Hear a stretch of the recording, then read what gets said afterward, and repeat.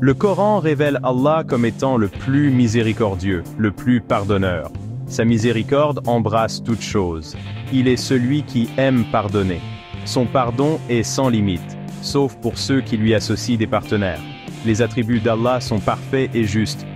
Il ne pardonne pas arbitrairement, mais selon sa sagesse divine. Comprendre cela est essentiel pour comprendre son pardon.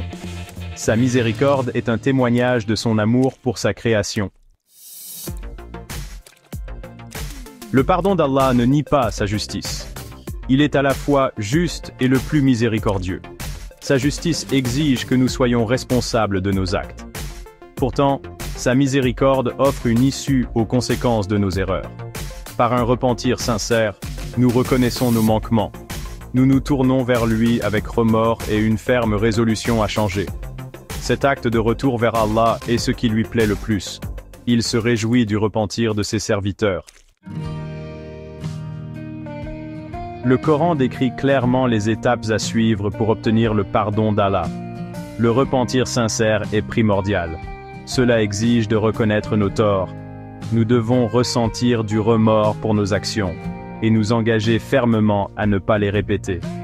Au repentir s'ajoute une vie vertueuse. S'efforcer de mener une vie qui plaise à Allah est essentiel. Cela implique de remplir nos obligations et de nous abstenir de ce qu'il a interdit. Par des actions justes, nous démontrons notre volonté de changer. De nombreux versets du Coran soulignent les actions qui mènent au pardon. Donner la charité purifie nos richesses et nos cœurs.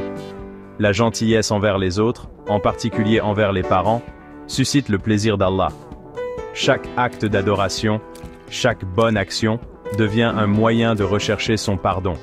Le Coran ne laisse aucun doute sur la volonté d'Allah de pardonner.